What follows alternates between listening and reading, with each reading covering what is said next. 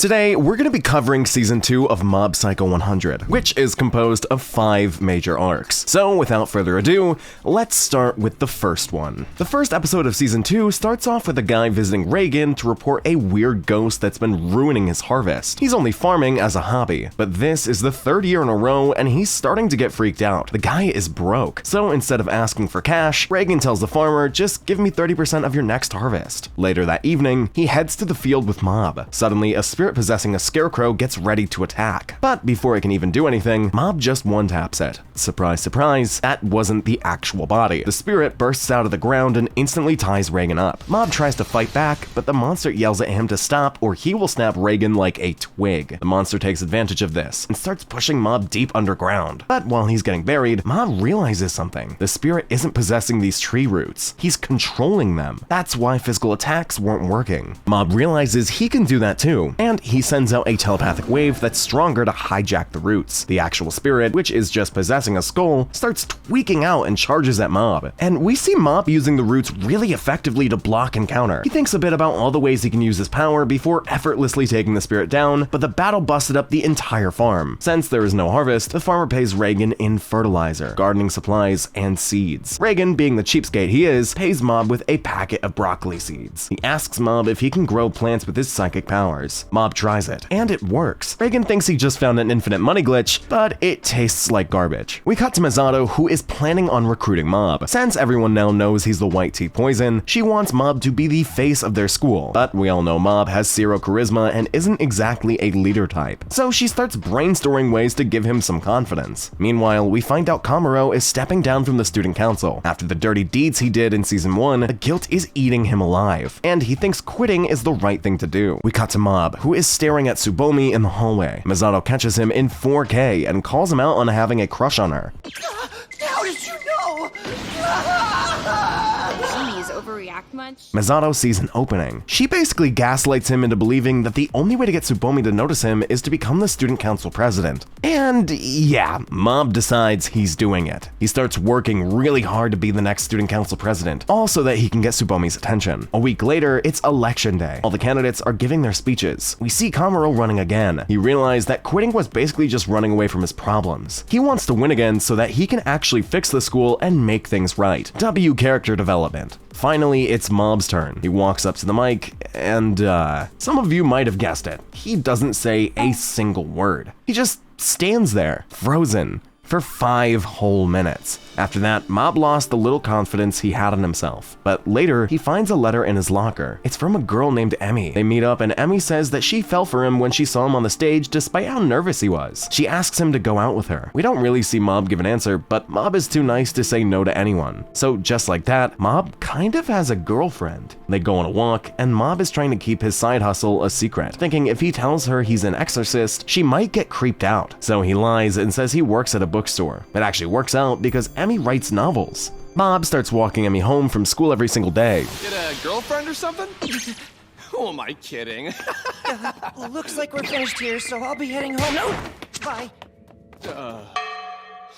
But after a week, Emmy presses him. She asks why he's walking her home and spending so much time with her even though he said no. She asks if it's out of pity. She knows he's been walking her home and then running all the way back to the Body Improvement Club. Why put in all of that effort? Mob starts panicking because, honestly, he isn't really sure himself. He starts apologizing, but Emmy cuts him off and tells him that she can't tell how Mob feels at all. She says, it's like you don't have any feelings. You only ran for president because someone else told you to. Emmy admits they are the same because the only reason she asked him out is because she lost a bet. If she had gotten rejected, everyone would have made fun of her. But nobody knows what Mob actually said because he's been walking home with her. She feels guilty that it's gone on for this long and apologizes before just walking off. Mob sits there until sunset, just thinking about the time they spent together. Later, we see Emmy with her quote-unquote friends. One of them grabs Emmy's novel and they start making fun of it, calling it junk, and literally rip it to bits right in front of her. Emmy, trying to save face and fit in, just laughs along. She acts like she doesn't care. But then Mob steps in. He walks right up to the group and tells them to stop it and starts picking up the ripped pieces. The bullies are confused, asking why he cares about some quote-unquote trash. Mob just looks at Emmy and says, I know this is important to you, so don't treat it like garbage. The toxic quote-unquote friends start trash-talking Mob immediately, saying stuff like he's weird and creepy and telling him to get lost. But he keeps picking up the pieces and tells Emmy he does have feelings. He admits that he struggles to express them, but when he reads her writing or listens to Emmy talk about her passion, it reminds him of the important emotions inside his own heart. Hearing this, Emmy drops the act. She gets down to help pick up the pieces, ignoring her friends and finally choosing what she cares about over their validation. They almost have it all gathered up, but then it's impossible to get them back now. Emmy looks defeated, but smiles through the pain. She thanks Mob for trying and says it's okay. She can just write another one. But just then, Mob uses his psychic powers to pull all of the ripped pieces of the paperback and restore her novel. Emmy thanks him and doesn't get freaked out seeing he's a psychic. And it turns out Tsubomi was watching all of this unfold. And that wraps up the Mob's girlfriend mini arc. Yeah, weird name, but that's what the wiki calls it. Now let's move on to the Urban Legends arc. In the next episode, Reagan is stressed out because there hasn't been any evil spirits stirring up trouble lately, meaning nobody is coming to the office. At this rate, they're going to starve. So he decides they have to quote-unquote stir something up themselves. Uh-oh. We cut to Mob and Reagan on a train. Reagan explains they are going to a town famous for urban legends to offer exorcisms. They set up a stall on a sidewalk, but immediately get approached by a random guy named Shinra. He claims this territory belongs to him because he's the greatest psychic. They start arguing, but then a lady walks up and asks if they're real psychics. Of course, they both want the job, so they all go to a restaurant to talk. The girl explains that ever since she was a kid, spirits have been attracted to her, and there's this one right next to her right now. Mob claims it's the spirit of a middle-aged man. The girl then starts yapping about a bunch of creepy urban legends in the town. Shinra starts getting a little freaked out, so Reagan takes the opportunity to sell his services. He even talks Shinra into helping him out by offering a portion of the money and quietly orders Dimple to keep a close eye on him. Mob mentions the client was right. There is something wrong with this town. As he says that, we see a creepy guy in a red hoodie watching them from the shadows. Before we move on, I wanted to mention that these recaps take dozens of hours to script and edit, not even to mention the VO that I'm currently doing. So if you're enjoying the video so far, consider subscribing and leaving a comment. It helps us out a ton. Anyways, back to the recap. Later, Mob and Reagan are researching online because Reagan doesn't want to go around questioning little kids. Meanwhile, Shinra is doing exactly that and runs into the red-hooded guy. Shinra chases him down, but he gets electrocuted by a stun gun. Then it starts raining. A woman with a mask walks out of the woods, asking if he's thirsty. He thinks it's just some crazy lady and tries to shock her, but uh-oh. It's an evil spirit. The Dragger, also known as the Kuchi Sakeona. Yep, he's done for. We see his body getting dragged through the mud. Shinra wakes up and tries to apprehend the spirit. Turns out he actually is a real psychic, but he's no match for this one.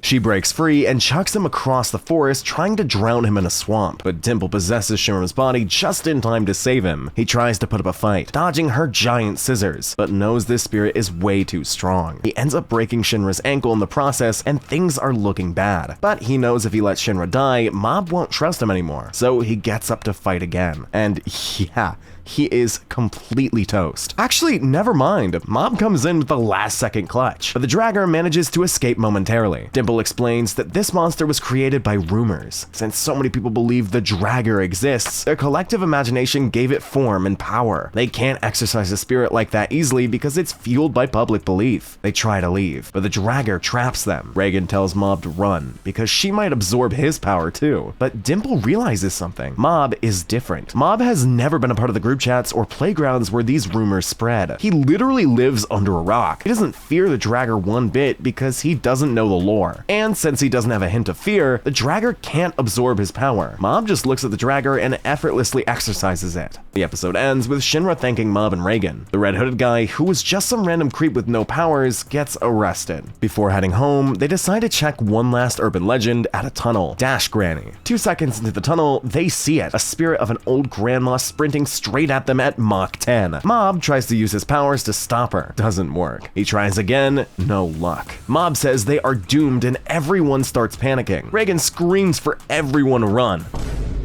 They start sprinting, but Mob is falling behind. The granny catches up and just passes them. Turns out she wasn't a ghost. Dimple points out it was just an old lady out for a night run. Mob is just standing there feeling absolutely defeated. He just lost a foot race to an elderly woman despite running every single day with the Body Improvement Club. In the next episode, we learn that Reagan finally made a website and has been getting a ton of work. Although, the narrator comments that some of these jobs should have never been taken in the first place. Uh-oh. Looks like something interesting is about to happen. We cut to Reagan's office where a guy comes in wanting to slam a curse on some other dude. Reagan is like, nah, we don't do that kind of stuff here. Get out. But the guy starts crashing out. Reagan doesn't want to deal with all this, so he just says, okay, he'll do it just this once. He just scribbles something on a piece of paper, hands it over as a talisman, and tries to convince the guy that it's the real deal. The guy buys it, but warns that if it turns out to be fake, he'll put a curse on Reagan. Reagan doesn't care whatsoever. He just stares at him with a straight face. We see Mob is bothered by this. Even if the curse isn't real, that guy will live the rest of his life thinking he actually cursed someone. Next, they go to another client's house. They look around and find nothing, but Mob senses a faint presence. Suddenly, the room starts shaking, the lights go out, and a silhouette appears outside of the window. The woman freaks out. Reagan tells Mob to get rid of it, but Mob realizes it's a living person. The presence is coming from the next apartment. Turns out, it's just a crazy stalker with psychic powers. Reagan apprehends him, and the police take him away. Mob is left wondering if they did the right thing. Back at the office, 3 high school kids are waiting. Yeah, business is booming. They want to visit a haunted spot before graduation, but want protection from evil spirits. They go to the woods, take a picture, and leave. But when Reagan asks for payment, they refuse, claiming, quote, nothing happened and all he did was just take a picture, and leave Reagan and Mob stranded in the middle of nowhere. Reagan is surprisingly chill about it, but Mob senses a weird presence before they leave. The next day, Mob gets ambushed by some bullies asking for money, but suddenly, the bullies take his clothes off and starts dancing? Turns out it was Dimple's doing. He stops because Mob told him to, but then it's round 2. This time, Ritsu steps in, followed by the Body Improvement Club. Musashi tells Mob he needs to fight back sometimes or he'll get bullied more. Later, those high school scammers come back begging for help. A ghost showed up in their photo. Reagan isn't interested because they just scammed him last night, but he agreed after getting paid up front. Back in the woods, Mob sees 3 spirits, but they aren't bad. They're a family that died young and just want to spend a little more time together before disappearing. Mob tries to explain this, but the punks demand he get rid of them since they paid. Reagan says clients take priority, but internally he feels guilty. Suddenly, Dimple whispers to the ghost's father, telling him to use his stored power to kill the punks so that the family can live in peace, saying they don't have to get rid of them if the clients aren't there anymore. It looks like the ghost might do it, but he just falls to his knees and begs Mob. Mob stands there, frozen and confused. Reagan tells Mob he isn't ordering him to do anything and trusts his judgment, but Mob starts overthinking everything. Seeing this, Reagan throws a handful of salt at the punks and claims the exorcism is over. Reagan realizes that the world Mob sees is far greater than theirs. To Mob, humans and spirits are equal. He blames himself for putting Mob through this. As the episode ends, Dimple reports to Reagan. He confirms the family wasn't evil because his temptation didn't work. Then Dimple notices something on Reagan's back. Someone actually cursed him. Reagan makes Dimple get rid of it so Mob won't find out that that guy actually did it. Meanwhile, Mob sits at home thinking about his powers and wonders if he ever tried to take a life, would there be anyone who could stop him? And that was the end of the Urban Legends arc. And the next arc we're going to be covering is called the Keiji Mogami arc. In the next episode, we find out Reagan got a really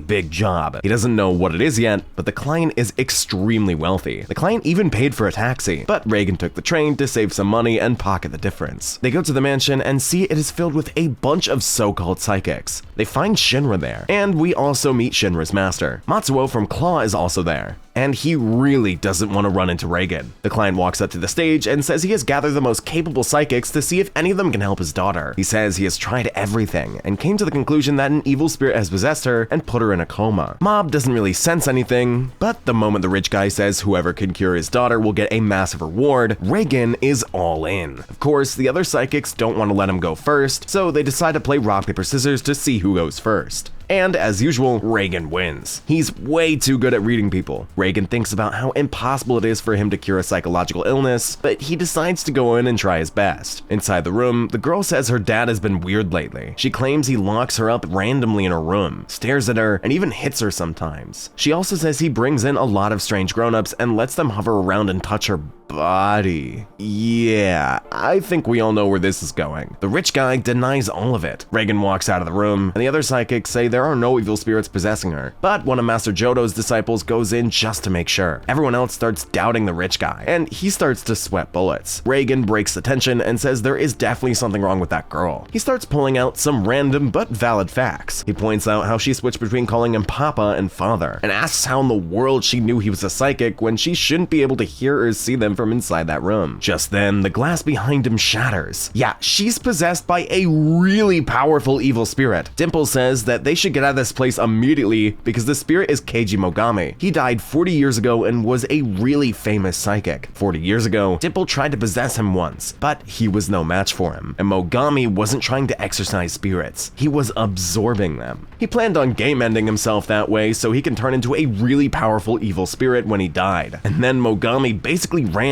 out the same kind of speech Pain from Naruto gave. Dimple barely managed to escape back then. Back in the present, Master Jodo tries to exorcise him. He goes in with a really flashy attack, but he ends up getting possessed. Reigen knocks the guy out, but the spirit gets out and starts choking Reigen. Mob tries to help, but no luck. The rich guy tries to comfort his daughter, but the evil spirit just slices his guts open. Seeing that, all the other psychics try to run away, but Mogami is not letting that happen. This guy is crazy strong. Just look at him go. We see him not caring about the girl's body he's possessing, breaking it from the inside, which really pisses Mob off. Mob goes all out with his powers.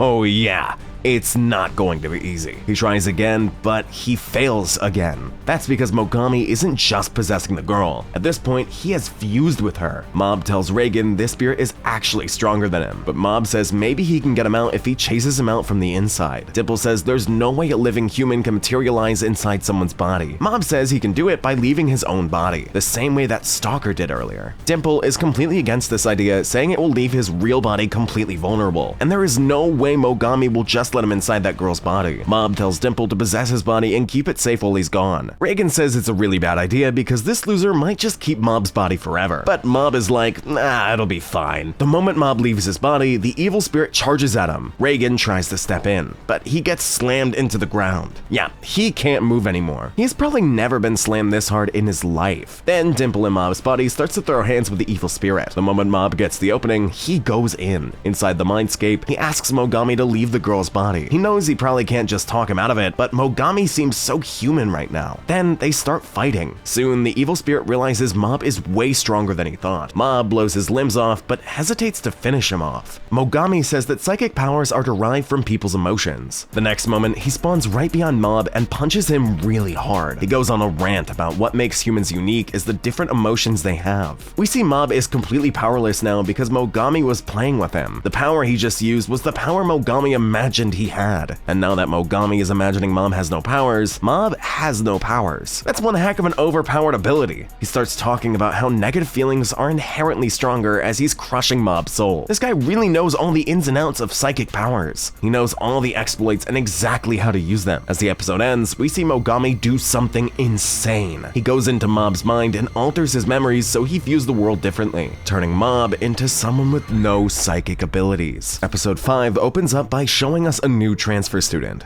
It's a girl named Minori Asagiri. We cut to everyone sucking up to her because she is super rich. Meanwhile, Mob is just sitting in the back, isolated as everyone ignores him or makes fun of him. Mogami explains that everyone here is an accurate representation of actual people from the real world. What Mob is experiencing right now is a parallel world that could have easily come to pass if Mob didn't have his powers. We cut to Mob getting slapped by the teacher for not knowing the answer to a question as everyone mocks him. Later in the evening, he gets bullied by some older kids, and Ritsu walks by and doesn't even bother helping him because in this world, Ritsu is just a stranger. It really shows how lucky Mob was to be surrounded by good people in his actual life. We cut to the next day, where we see the relentless bullying Mob has to go through. Yeah, this is bad. Back in the real world, Reagan says it's been 30 minutes since Mob went inside her mind. Dimple is panicking, saying this should have been done in less than a minute. The fact that it's taking this long means Mob is going to lose his sense of self and die. Reagan is just telling him to chill out and have some faith in him. We got to Mob sitting in the corner of his room as Mogami yaps about how he's been living in this world for 6 months now. All the negative emotions are welling up inside of him. Then Mogami goes on a personal rant. He explains he could see spirits since the day he was born and even had the power to exorcise them. At first, he used his power for good, but after his mother got sick, he started taking underground jobs to pay the bills, even taking on assassination missions. He even used his powers to stop himself from sleeping, just so he could earn as much money as possible. Despite all that, his mother still passed away. But after her death,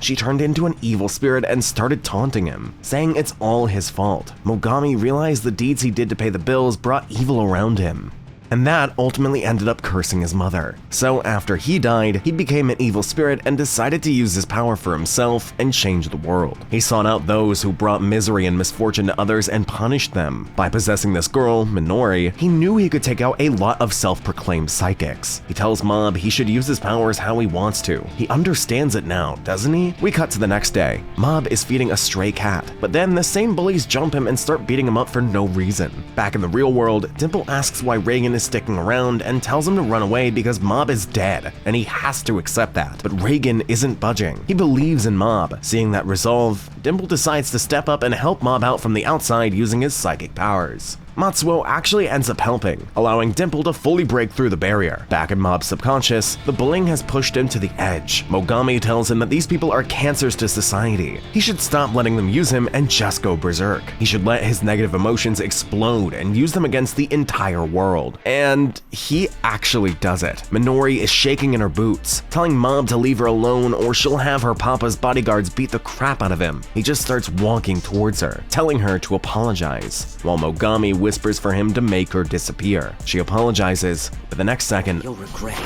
Just die, you freak!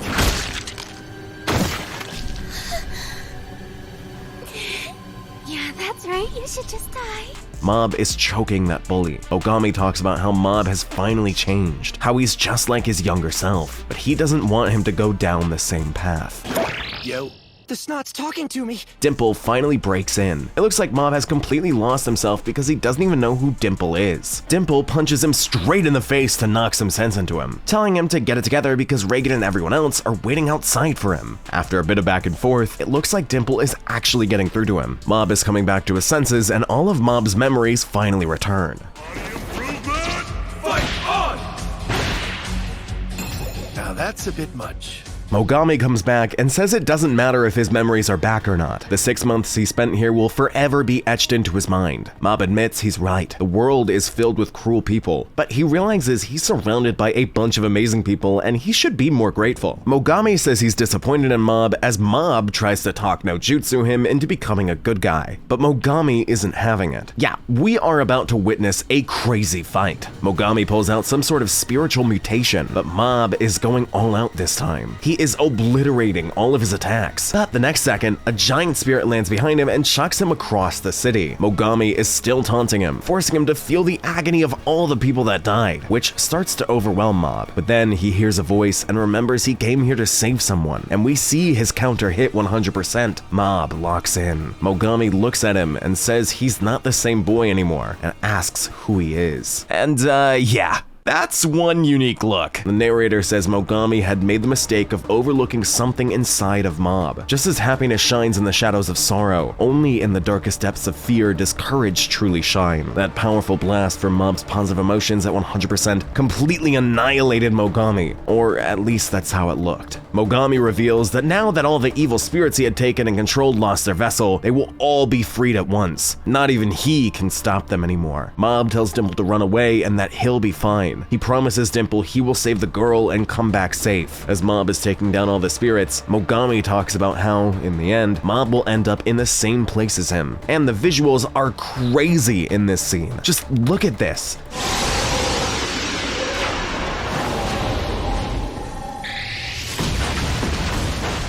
Mob sees a glimpse of Minori's body and realizes at this rate he won't be able to save her. And yeah. His counter reaches %%. That white figure says, once your vessel has been completely shattered, is this what remains? We cut to the real world where Mob finally wakes up. He immediately asks, how's Minori? We see Mogami's spirit leave her. As he's fading, he says Mob has made his choice, and he'll be watching from afar to see where he ends up. You're not going anywhere, my pet.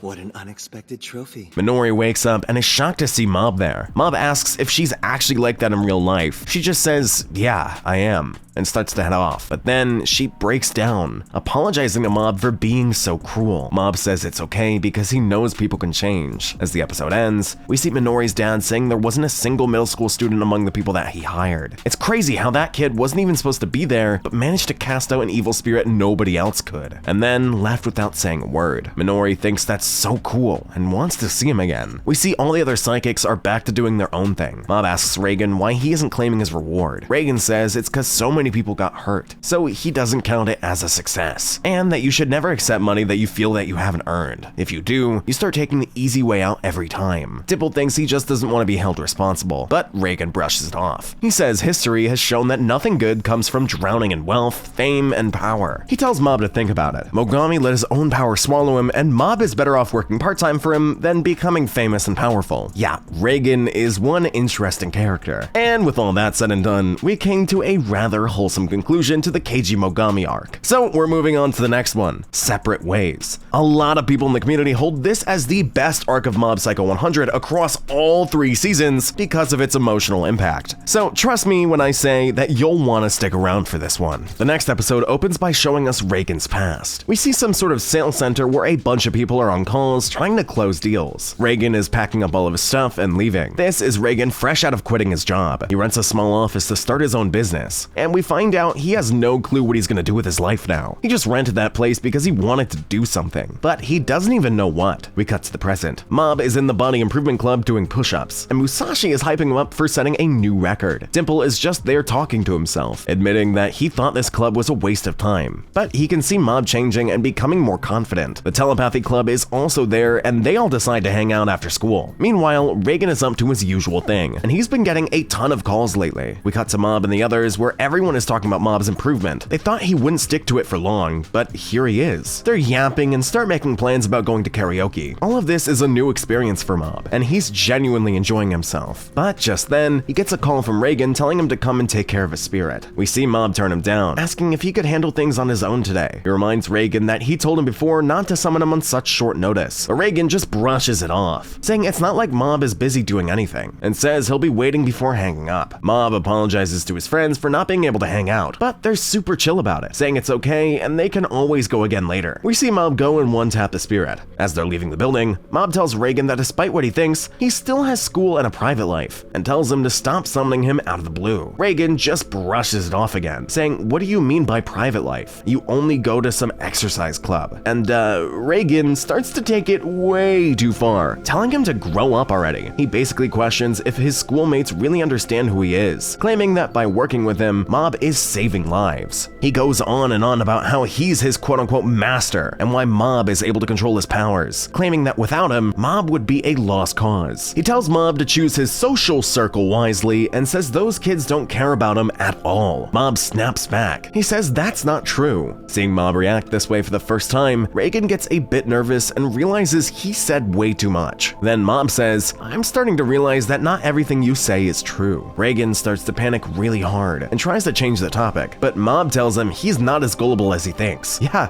looks like these 6 months he spent in Mogami's world really changed him. The next day, Reigen is sitting in the office canceling some client work because he can't do it without Mob. He regrets saying all of that, but he also worries about Mob a little because he assumes Mob doesn't have anyone else to talk to about his problems and might end up alone again. But then he goes back to work, thinking there's nothing to worry about because Mob will be back soon enough. Back at home, Ritsu is surprised to see Mob. Dimple thinks it's because of what Reigen said, but Mob says that's not the case. He admits he's been blindly following Reigen since they met because because that was easier, but he can't just keep relying on him forever. So he thought he'd reconsider what he wants to do. We got to Reigen taking on jobs where there's no real spirits involved. He's fully aware of what he can do. Instead of taking on jobs he can't handle just to prove he doesn't need Mob, he focuses on the things he can do to grow his business. We get a short montage of both Mob and Reigen living their lives separately. Reigen thinks by now Mob must be really regretting his decision. But then, yeah, he sees Mob hanging out with his friends and is shocked to see he's genuinely having fun. Dimple pops up and says Mob has been doing well and doesn't seem to think about his exorcism job anymore. Yeah, Reigen was not expecting that. We see Reigen is actually the one suffering from the breakup. He tries to convince himself that he doesn't care about Mob quitting, going on a small rant to hide his insecurity. After that, we get to see a contrast between their lives. Mob is out there doing stuff normal middle school kids do, having fun with friends and living his life. Reigen is alone in his apartment trying to figure things out. He comes across a message from his mom. She wishes him a happy birthday and asks how he's doing, how work is going, and if he's still in that shady business. She mentions their neighbors, the Kobayashis, whose oldest son just got married, and tells Reigen he should hurry up and find a secure job. She says he still has a chance because he's only 28 right now, and if he wants a second chance at life, he needs to make a decision fast and tells him to take care of himself, and sends a PDF as a gift. It's just a recruitment invitation. Reigen walks into a bar. Everyone there seems to know him and talks about how it's been so long since he last came here. Reigen places his order and says that the regulars here are nice people, but they're also the type to fall for pyramid schemes and fake cults. He thinks about how this place is a goldmine for someone like him, but instead, he helps them avoid the scams. In return, they respect him, and they are the closest things to real friends Reigen has. After that, we see Reigen in an alley having an existential crisis. What am I? He walks off telling himself he's gonna have to become somebody. We cut to the next day. The narrator explains how, after ending up alone and getting over it, Reigen makes huge changes to his life. He starts using his time to help the people of the city. He live streamed exorcisms online, did life coaching and counseling, and basically everything he could to grow his business. He even got a job where he had to exorcise a curse in a super popular online game called Fantasy Hell. There was a rumor that a player killer was actually a ghost. It was a difficult job that many other psychics declined, saying their spiritual power couldn't do anything inside of a game, so it was a target even Mob couldn't exercise. But Reigen, he used multiple accounts, stayed up night after night maxing out his stats, baited the ghost player out, and defeated it, shocking everyone. I made too many in-game purchases and now I'm broke. Because of this achievement, word starts to spread. Everyone starts talking about him, and he was even interviewed by a well-known magazine. Just a few days later, a guy reaches out and invites him to their TV show. Of course, it's a big opportunity, but he doesn't have any real psychic powers, so he's not sure if he should go. Reigen ends up on the TV show with some other well-known psychics. All right. I'm a little nervous, but I'm gonna show them what I've got. Is what you're thinking, isn't it? Your ego will deflate like a sad balloon, you fool. Turns out, he's the one who told the TV producers to get Reigen on the show because he wants revenge for the time Reigen kicked him when he was possessed by Mogami. Jeez, things are about to get really messy. In the next episode, we see the TV show host bring a kid up on stage who is all strapped up and allegedly possessed. Reigen blabs some nonsense about him being possessed by some quote-unquote African spirit, convincing the audience he deduced all that just by looking at him. Later, the TV producers tell Master Jodo to do the exorcism, but we all know what he's up to. He denies it and says Reigen should do it because he's been doing it forever. And since it's Reigen's first time on live TV, the people should see what the next generation can do. Hearing that, Reigen starts to sweat bullets because he has no psychic powers. Jodo says, "Oh, alright then, I was just giving you an opportunity. But if you're not up to the task, I'll do it as scripted." Yeah, the moment Bro heard the word scripted, he is happy to do it. And just like that, he's on live TV trying to exorcise an evil spirit. Of course, he thinks it's all fake, so he just has to make it look like the real deal and the boy will stop acting. He throws some salt and the kid starts screaming in agony, which makes Reigen believe this really is scripted because throwing salt has never worked, not even once. So he gets really into it. He jumps around like a monkey and acts like he's performing an exorcism, and we cut to 30 minutes in the future. Yeah,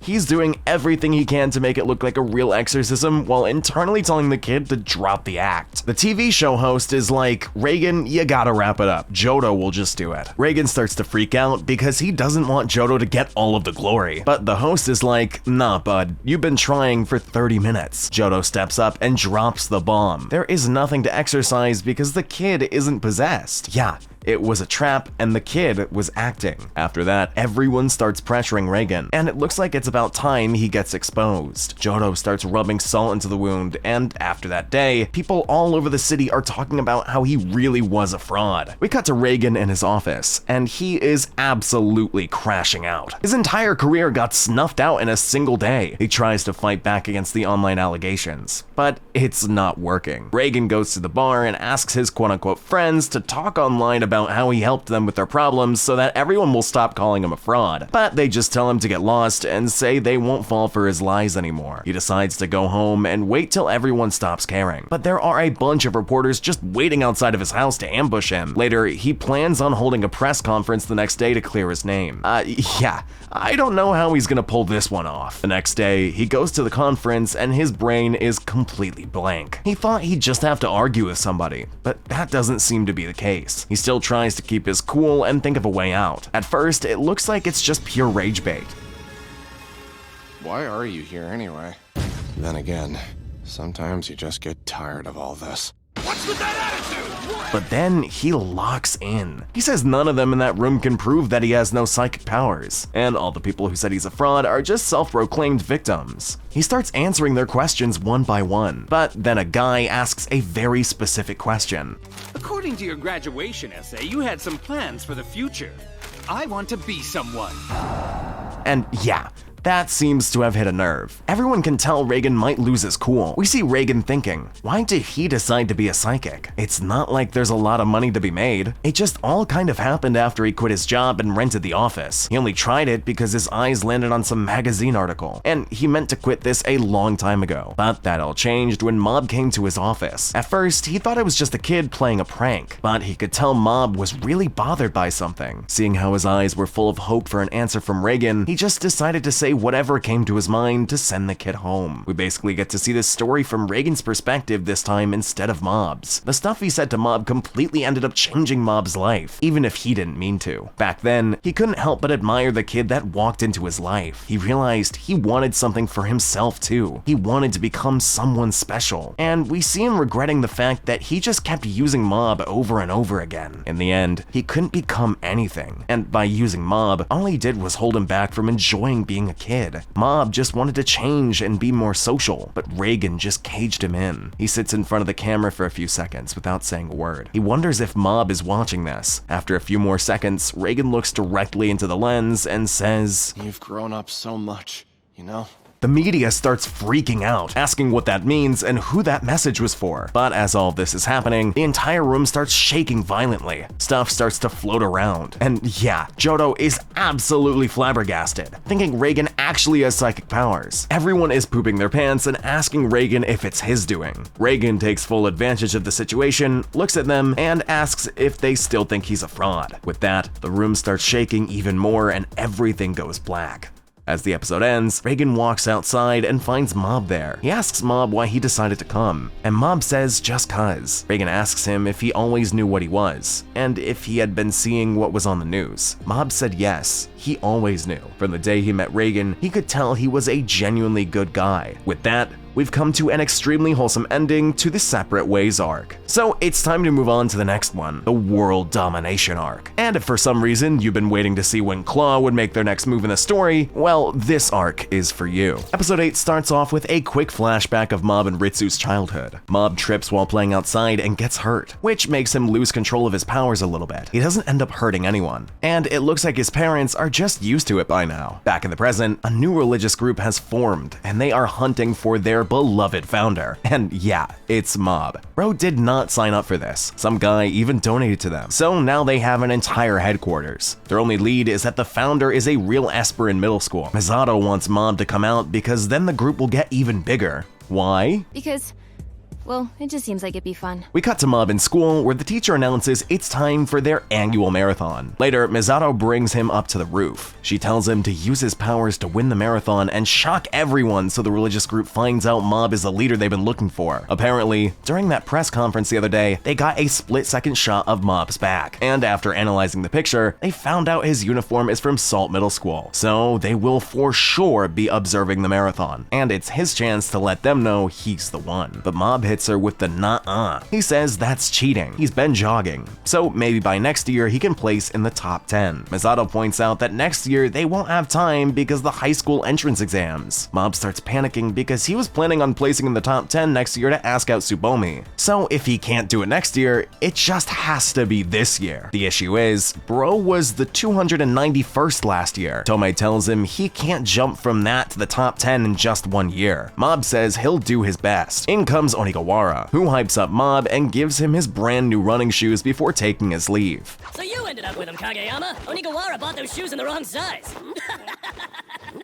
Why did you have to ruin it? When Reagan learns about Mob's marathon, he tells Mob to focus on that. He says he won't be needed at the office for a few days, lying and saying there isn't much client work even though the schedule is packed. Then they both go running. And yeah, Reagan isn't doing very good. He was the type to act sick during his high school marathons to skip them. Dimple runs into Ritsu and tells him Mob is trying to place in the top 10 to ask out Tsubomi. Ritsu has mixed feelings about this. He remembers playing with her when they were kids and thinks she's hard to deal with because she just left home during a game of hide and seek. We get a small montage of Mob working really hard for this marathon while Ritsu and Teru fill in at Reagan's office. Just then, Tsubomi and her friend walk in. Ritsu immediately dives behind a desk because he doesn't want her to find out that Mob has connections to a shady place like this. We find out both of them came here for relationship advice. Reagan tells the friend to fill out some form, and it looks like bro is about to spill the beans. What a coincidence! I know someone at Salt Middle School.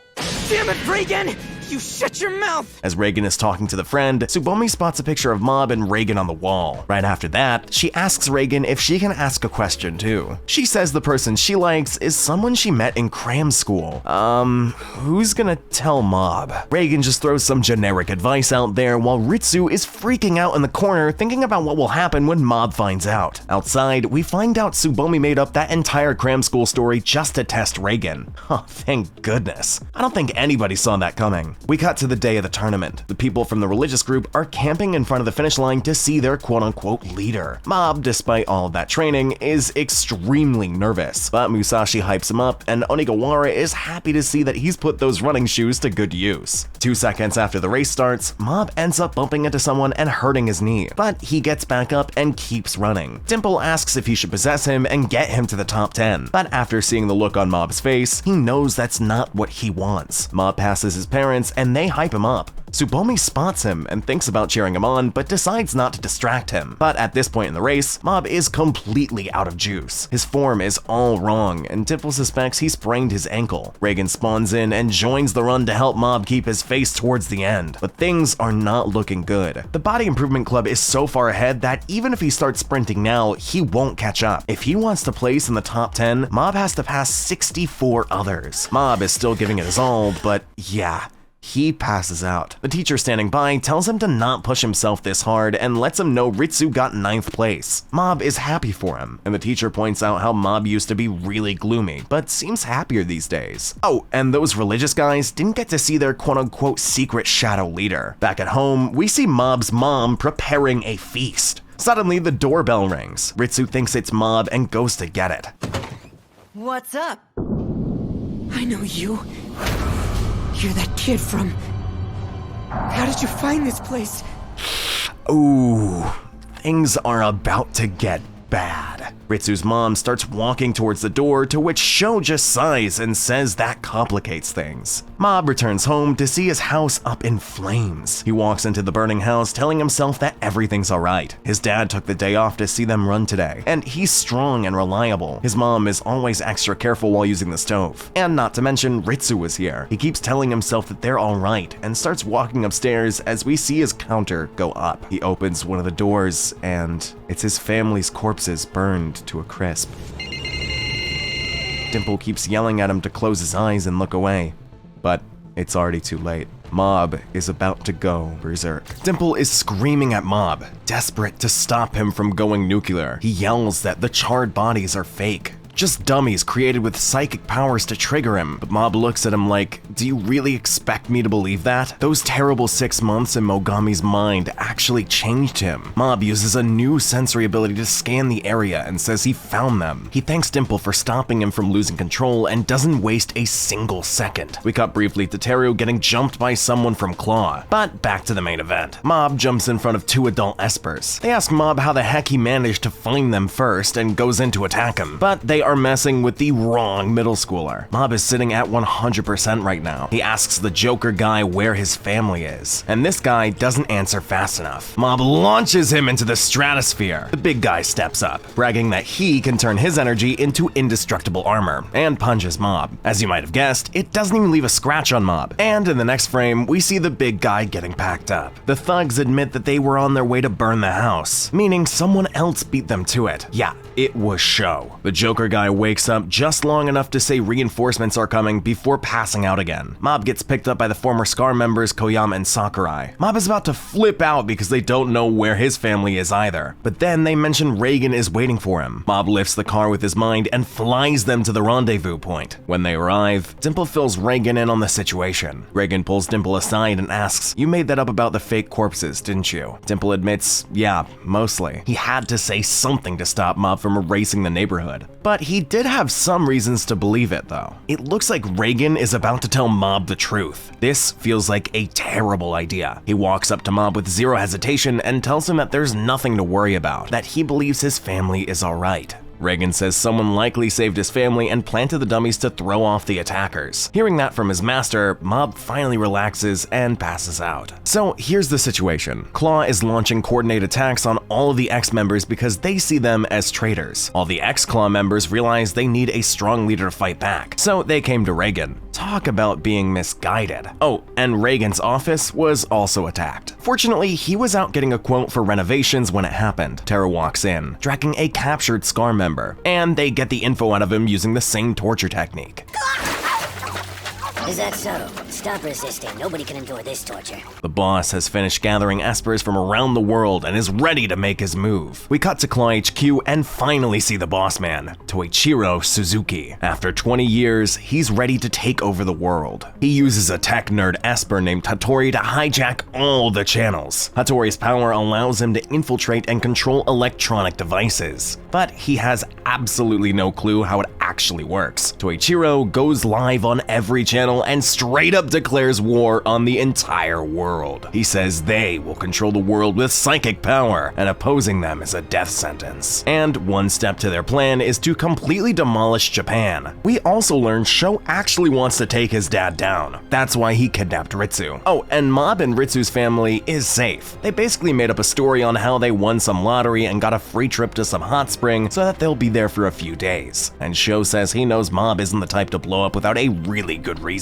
But he thinks he gave him a pretty good one though. Yeah, he's talking about the fake corpses. Turns out Dimple was right. Ritsu tells him if he did anything that might have pissed Mob off, then he's in big trouble. Right now, there are 600 Claw members and the total number of armed police and military in Japan is 600,000. So each member has to face about 1,000 armed opponents in battle, which should be pretty easy for them. We cut to a bunch of Claw members gathered up thinking their plan is a load of baloney and that it won't work. Joseph thinks following their logic, they can overthrow the entire organization if each one of them can take down about 120 people. The other members are on board because they just want to do it for fun, so they decide to go and make an example out of the upper echelon. He basically goes up to all the division leaders from 1 to 6 and says that they are going to overthrow Claw. They leave the big guy to take care of the division leaders, and Joseph goes after the boss. He yaps about the Japanese government having been watching him since day one, because he's actually a spy. Suddenly, a guy with an umbrella pops in. Joseph panics and tries to block him off, saying that once this gas hardens, it's as hard as steel. But the boss pulls out the ultimate 5 of Claw, who start folding the others who tried to overthrow the organization. Oh, and the umbrella guy just casually breaks through the steel and fires him into Zimbabwe. But plot armor kept him from dying though. Over at Mob's hideout, they are having the time of their lives stuffing their faces with expensive food that the rich guy prepared for them, completely unaware of what's going down outside because they never turned on the TV. The next day, when the Prime Minister minister is giving a speech, one of the Ultimate Five of the Claw comes in to kidnap him. It's Ryo Shimazaki, and this guy has some crazy OP powers. Even though he can't see, he can predict people's actions, and even if he can't dodge, he has nothing to worry about. Oh, and he can also teleport to wherever he wants without any drawbacks. Suddenly, Teru jumps him. He tells Shimazaki if he thinks everything in life goes exactly the way he planned it, then let him teach them a lesson by taking him down. And he goes all out, pulling out all of his best moves. But you can't really do much against a guy who can predict your moves and teleport. He thinks it's some kind of super speed movement and pulls out his multi-layer barriers. But Shimazaki just teleports in and knocks him out with one punch. The next episode opens up by showing us Teru is back in the hideout, and they're talking about how OP Shimazaki's abilities are. Sakurai asks if Teru got a fever because of his psychic energy, and Teru says no. It's actually from the shock of losing. He had one just like this when he lost to Mob and had nightmares for days. He had always been really confident and thought he could take down anyone, but now he's not too sure anymore. We cut to Claw, where the boss explains they haven't taken over the main city yet because the rice omelets in this building here are to die for. They use 4 eggs for each serving, and the second reason is because he's from this city and it's familiar, so he can easily detect any changes. The anti-terrorist unit is here to take them down, but the minions down below all combine their psychic powers to chuck trucks and buildings at them. The boss explains they are only a small step below the scars. Yeah, they are artificial espers, and we don't get an answer to how they got so strong all of a sudden. Oh, and Hattori can take down any aerial attack / the media flying over their heads. We cut to Reagan, who says that they are not a group of superheroes, and that they're better off leaving this stuff to the police. All the former scars think he's a chicken, but Reagan doesn't care. He thought they might have a chance with Mob, but this is way too dangerous. And Teru agrees with Reagan, but the scars don't, and refuse to sit around and do nothing. Just then, Reagan gets a call from the fire insurance company, and if they can't figure out the cause, they can't cover the cost, and they didn't find anything that could have caused the fire. Reagan starts crashing out, saying it was caused by psychic powers, but the insurance company isn't buying it. Yeah, just look at his face. All of a sudden, Bro wants to do this so that he can find that arsonist and drag them to the insurance company. This guy is really something else. We cut to Sho and Ritsu, where Sho tells Ritsu that his latent abilities far surpass his brother's. What the heck? Does he really mean that? Ritsu brushes it off, saying there is no way that's true, but Sho just tells him to believe in himself and keep pushing till it's true. Like him with his dad, he's much stronger. In comes Toshiki Minagishi. He's one of the Ultimate Five. If you get caught by one of those vegetative minions, consider yourself plant food. Sho's group think that they can take care of him, so he lets them deal with him. We see everyone following Reagan's plan. They're sending empty cars through the air to distract the enemy. Teru's the one doing all of the heavy lifting because none of the other people there have telekinesis like that. But Takeuchi spawns in. What was Bro doing all this time? Well, at least he's here to help now. As they're using the flying cars as a diversion, another group is going in through the underground sewageway. We got to Minagishi's fight, and it looks like he's having trouble taking all 3 on. They have an attacker, a guy who can disassemble and reassemble matter to create different types of barriers and stuff, and even a rare healing type psychic, which Minagishi notes as extremely rare. We cut to Reagan, who's sitting beside Mob waiting for him to wake up, and then Mitsura comes in saying that there are intruders. They know they can't outrun them, so they decide to hide, but it doesn't even take them 2 seconds to figure out where they are hiding. Reagan just walks out and claims he's not an Esper, though the kid on his back is. He says Mob has been passed out since last night and begs them to just let him take the kid to the hospital. One of the goons steps up to check him for weapons and touches something in his suit. Reagan starts yapping about working in the fragrance industry and pulls out a quote-unquote cologne. Yep, it's that special sleep spray the 7th Division Claw members used. Just when he thinks they're out of trouble, a massive dude walks in to deal with Reagan, but Reagan takes him out with the spray too. Dang, this thing is really overpowered. We got to Toichiro going on a bit of a personal rant. He says he has never once concerned himself with how others feel and how he just lives each day how he wants to. As long as he counts on himself, everything works out. Even if he loses the Ultimate Five, he doubts it will break his spirit. He then tells Serizawa that he thinks really highly of him and knows he held back on Joseph on that earlier attack. Back to Reagan, and yep, that big guy has gotten back up, and he is really mad. Reagan tries to use the spray again, but it just makes the guy go completely berserk. By the way, his power works by sending psychic waves to his brain, forcing his muscles to grow to insane proportions. He's about to crush Mob's body, but Dimple takes over just in time to save him. Dimple tries to fight back, but... Bring it!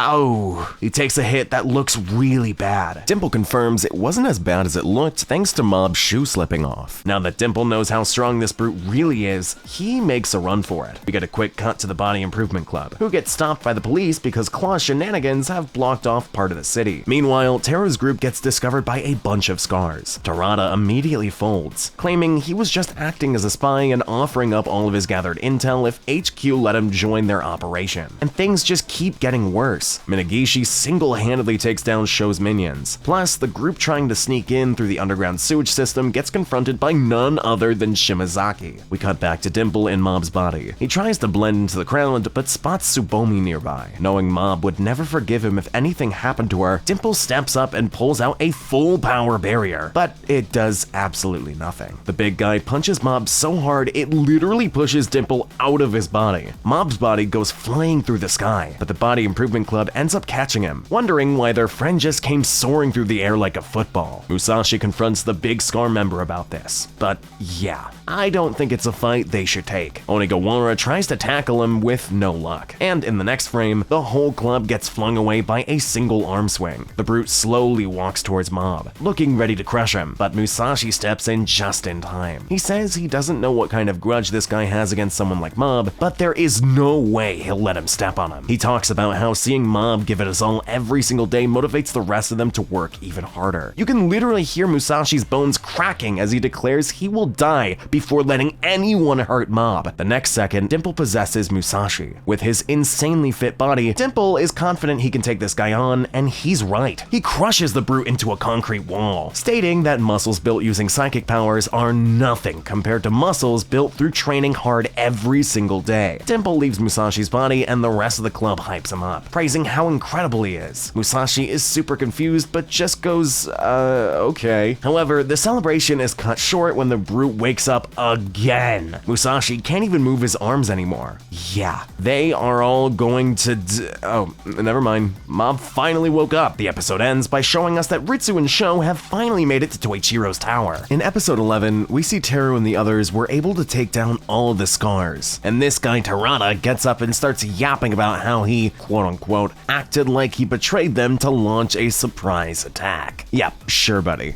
Teru isn't buying it, and Kaito uses his lie detection telepathy to confirm he hasn't betrayed them yet. Then we get a small glimpse of the team that face Shimazaki. They are all out of the game. We cut to Sho, who asks Ritsu why he is being so cooperative. Ritsu responds by saying, I guess it's because I'm able to relate to what you're going through. This is because there are times when Ritsu worries about what might happen to Mob if he goes berserk with his powers. And right now, that's exactly what Sho's father is doing. And Sho is probably the only one who can stop him. Just then, Shimazaki spawns in to deal with them. Ritsu can tell how dangerous that guy is just by looking. After a bit of back and forth, Ritsu convinces Sho to let him take care of him by himself. He tries to go in with a surprise attack, but then again, you can't really do much against a guy who can predict your movements and teleport. This entire fight is just Shimazaki toying with Ritsu. Sho gets stopped by Hattori, but he gets one-tapped because he isn't really a fighter type. Mob makes it to the city and runs into some Claw members looting a store. He tells them to put back what they took, but of course, they won't listen. They start messing with him, but Mob gets serious. He asks them if they can manufacture this can. Could they actually plant and grow the vegetables in the sandwich? Or fix the glass door that they broke? Could their powers help them come up with a useful invention or heal someone who's sick? He points out how they believe they are special just because of their psychic abilities, but none of them would be able to survive without the help of other people. He says to never use their powers against others, and if they haven't come across someone to show them why, then he will. Minagishi comes in to deal with him, and he's actually pretty darn strong. No wonder he's one of the Ultimate Five. We cut back to Ritsu, who's about to get finished off, but Koyama manages to land a hit on Shimazaki. Teru says he can read their moves, but at some point, it's going to be too much for him. And with that,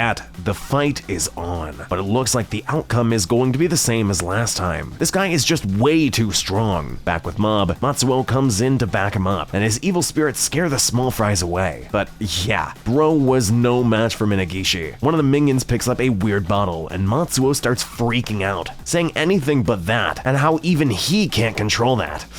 Please do not tell me it's Mogami. That idiot still breaks the bottle, saying with Minagishi on their side, nothing scares them. But yeah, it was Mogami. This guy should not have been let out of that bottle. What the hell is that thing? plans. They aren't listening to me! Mob tells him not to kill Minagishi, but he fires back saying, why shouldn't he? He's been watching, and none of these insects deserve to live. And some people never change no matter how many chances you give them. Mob makes Minagishi promise he will do nothing bad ever again. As if that would ever work. Did bro forget what he experienced in Mogami's world? Mogami points out the obvious, saying what if he's just lying to stay alive? And is he going to personally watch over these people forever? Mob says no, but they need to have faith in one another to get through life, and if they can't do that, they will never get anywhere. And surprisingly, Mogami listens. But before he fades away once and for all, he says there are some things in this world that can't be solved by mere kindness, and sometimes it's necessary to be tough on people. And if Mob can learn to do that, he will be invincible. We see Sho has finally made it to his dad, and the fight is on. But this is the leader of Claw we are talking about. I know Sho said he's stronger than his dad and all, but that does not seem to be the case. Sho pulls out 3 months worth of stored up energy and fires a massive energy ball, but Serizawa casually blocks it with his umbrella. Toichiro says Sho is against all of this cause he thinks the plan will fail, isn't he? Then he reveals he went around the world for the last 20 years to see if global domination would actually be possible. And after his search, he couldn't find a single Esper stronger than him. And then he drops the bomb. You know how Sho fired 3 months worth of stored energy? Toichiro has spent the last 20 years gathering energy from Espers all around the world. We cut to Shimazaki's fight, and it's still going the same way. He's just toying with them and taunting them, saying they were considered defects from the start. But wait, they managed to put a small scratch on his cheek. Teru is about to figure out his ability. If he can't detect the attack in advance, then he can't predict their moves. That seems to have made Shimazaki mad, so he decides Teru is going to be the first to die. Teru is trying his best to fight back, but it's pretty clear the difference in their strength. It's better if he just focuses on survival. But wait, Teru is getting the hang of his technique. He points out how reading your opponent's moves and reacting to them makes his movements really simplistic. Shimazaki praises him, saying other than the boss, he's the strongest Esper around, but Teru just laughs in his face, saying there are people in this world with power he cannot even fathom, and he's not that special at all, because even Teru can defeat him. That hits a nerve, and Ritsu uses that as an opening for all of them to launch a coordinated combo attack, and the tables have finally flipped. Shimazaki is the one getting packed up now, but he decides enough is enough and locks in. And yeah, all of them are seriously injured and they can't go on anymore. Just then, Shimazaki gets riled up by someone's presence. It's Mob. He's finally made it to them. He gets a bit excited to fight him, but then Reagan just sneaks up on him and... Self-defense rush! Another one of Reagan's special moves. When it's unclear if it's actually self-defense, he'll yell out self-defense just to be safe. Shimazaki is scared because he couldn't sense him at all and thinks he's an Esper who can make every trace of his presence disappear. Once Mob gets close enough, Shimazaki can clearly see Mob is on an entirely different level, and taking him on is suicide. He says he gives up, and the boss is the one who wants to take over the world. He doesn't really care as long as he's having fun, and that really makes Mob mad. He gives him a death stare and asks if he's being for real. He caused all of this destruction just to have fun? Little coward ran away. After that, Mob decides to go in alone and deal with the boss. He tells everyone not to come with him. He hates to say it, but they will just get in his way. Dang. Never thought Mob would say that. I guess that's how he interpreted Mogami telling him that sometimes he has to be tough on people. In the next episode, we see Mob get stopped on the staircase by Serizawa. He tells Mob to leave and take the hostage with him because he feels bad about it. And this guy just finds out that the hostage is the Prime Minister. Apparently, this guy used to be a shut-in and didn't really watch TV. We get a flashback where Toichiro came to see him. Serizawa thinks he's just another counselor and tells him to get lost. Toichiro tries to connect with him, saying he understands him better than he thinks, and he knows people bullied him out of his society because of his psychic powers. All this makes Serizawa crash out and attack him, but of course, it doesn't work. Seeing that he's an Esper too, Serizawa calms down a bit. Toichiro tells him to come with him, but Serizawa says he can't leave that room because whenever he does, he gets dizzy. To which Toichiro pulls out an umbrella. It was raining outside earlier, but now he'd like him to have this umbrella. And just imagine when he's under it, it's the same as being in his room. He says he'll teach him how to harness and control his power. And just like that, now he's one of the Ultimate 5 of Claw. So that's why he carries that umbrella around? Mob questions all of this and tells him to think about it. Isn't he basically being used here? Aren't you basically being used here? Say what? Look who's talking! Serizawa won't let him badmouth the president, but Mob is doubling down, saying you've chosen the wrong person to follow, and if you're going to cause this much destruction, you were better off being a shut-in. Never thought I'd hear Mob say something like that. And just like that, the fight is on. That hurt. Oh, sorry. Are you okay? You were faking. I can't believe Mob actually pulls an underhanded trick, acting as if he got hurt and using Serizawa's kindness against him to take his umbrella. But yeah, his powers go completely berserk if he doesn't have the umbrella. It's because of his insane anxiety. Seeing that, Mob tries to talk his way out of all of this, saying how the president used his weakness and chained him to this organization. Serizawa isn't listening to any of it, thinking as if some random kid could possibly understand how he feels. He crashes out, asking Mob what the heck is he supposed to do. Nobody ever understood this power he was born with. People thought he was creepy, so he would lose control and destroy things. Then they would scold him, and he'd lose control all over again. He even once accidentally sent his mother flying, and he never knows when he might totally snap. He just wanted to have friends, and he has made some friends in this company who are espers just like him. Mob just looks at him with a straight face and basically says they aren't your real friends. Yeah, Serizawa decides enough is enough and stops holding back. Mob still tries to talk him out of it as his counter is rising, but Serizawa sees the president as his savior, and it looks like he's a lost cause. Mob gives him his word that he'll be his friend, but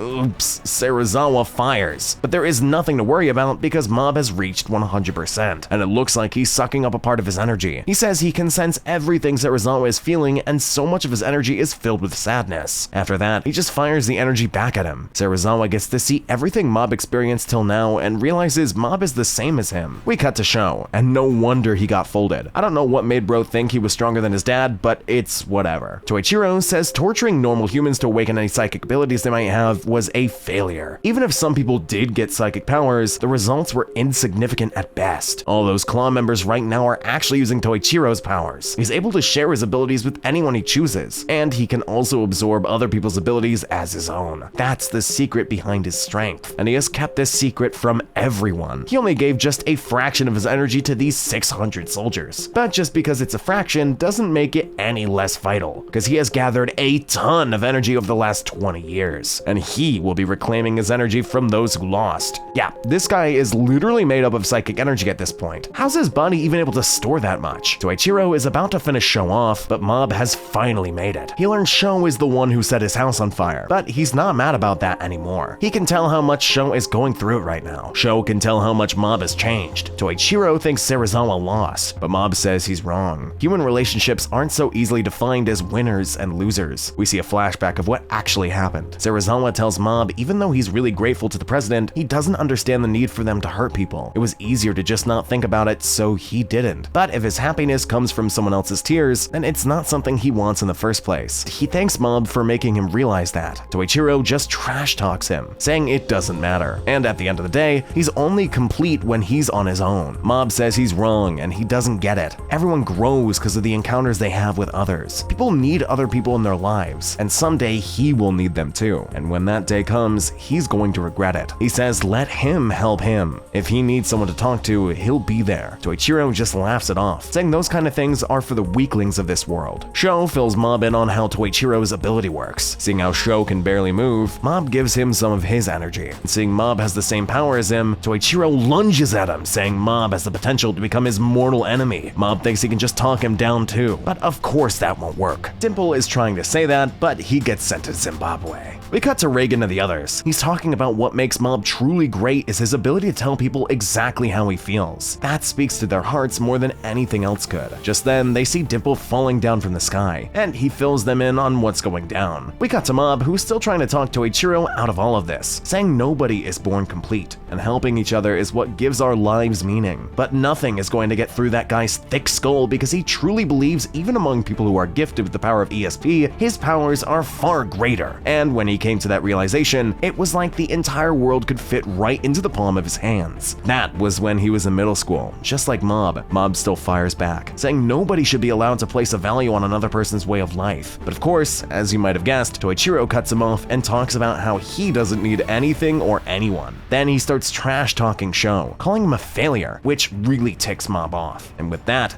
The fight is on for real this time. This isn't going to be an easy fight. After all, this is the leader of Claw and the final boss fight of Season 2. We see Reigen come in and fire a shot at Toichiro with Sakurai's special gun. Toichiro tells him to stay out of it for his own good, and how he's not sensing any psychic powers from him. Reigen regrets letting Mob go in there alone, and when Toichiro sees how Mob calls him master, he scoffs and says, "So you are also someone who tricks others and steals from them." I mean, he's not entirely wrong, but Reigen is nothing like him. Back to the boss fight, Reigen starts bluffing like crazy and says there are different types of powers other than ESP, and off the top of his head, he can think of 4 ways to beat him. He tries to talk his way into making Toichiro believe that he wants to join him. He's like, what good does it do him?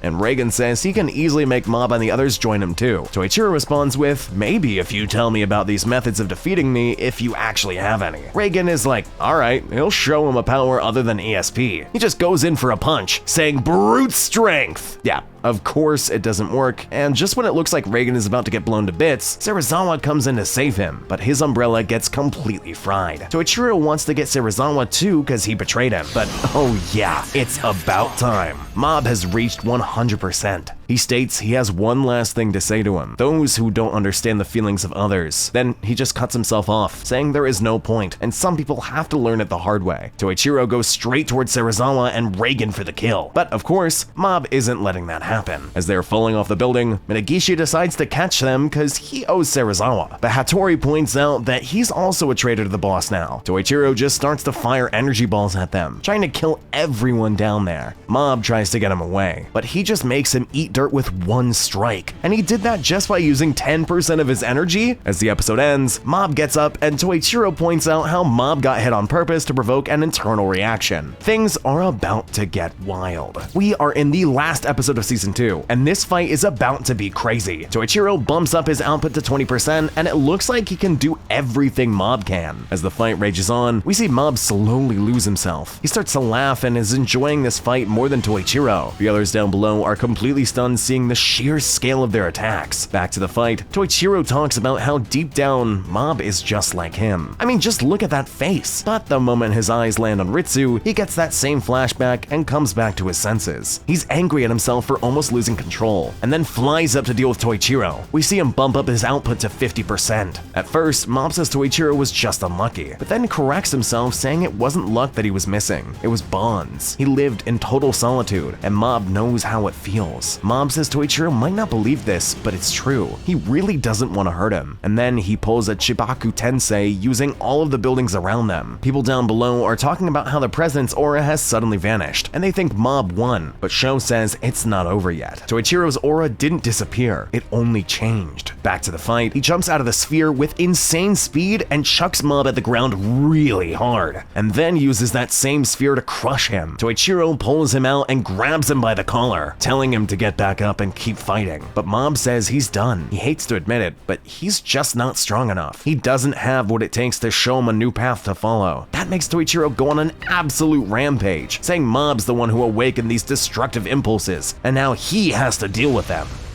Wait, what? We see Mob saying he gave up on him. He hoped he could change and become a better person, but that hope is gone, so he has no reason to hold back anymore. Well, I guess Toichiro was no match for Mob in the first place. Just look at him now. As a last resort, he bumps up his power to 100%. Mob gets hit, and he genuinely thinks he's about to die. But after hearing Reigen's voice, he gets back up trying to stop the blast, saying this is nothing, and it doesn't come close to the fear of losing everything he has. Cut to Toichiro, and this guy has turned into a friggin' monster. The fight rages on, and it looks like they are evenly matched. But Toichiro's body can't contain this power anymore, and he is about to explode. Mob realizes the amount of energy this guy had stored inside him, and if he explodes, it's going to be worse than a dozen nukes going off. He jumps back out, telling everyone to run away. Everyone starts running, and Dimple realizes Mob isn't with them. We cut to him, and he's with Toichiro. Toichiro says Mob has made the right decision. The only way to stop this explosion is by severing the energy source before the explosion happens by killing him. But Mob has no intention of doing that. He puts a barrier around them and starts talking with him. Toichiro says even after all of that, he's going to lose his friends and die himself. And Mob replies by saying even though he has these amazing powers, they can't fix everything. And honestly,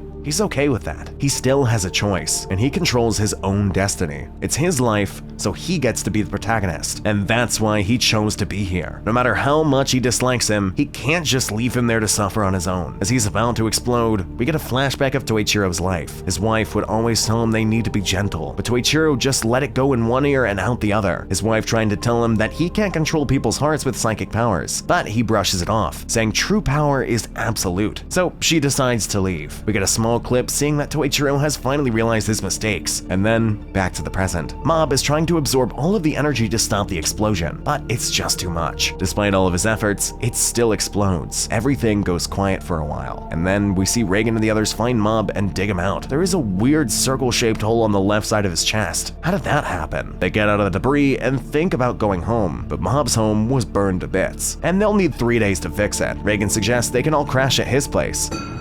Jeez, what's with the face? I'm just trying to help. Teru says he's alright, so they all go their own ways. They decide to stop at the school to grab a spare tracksuit. Tracksuit thieves, stop! Hey, Captain.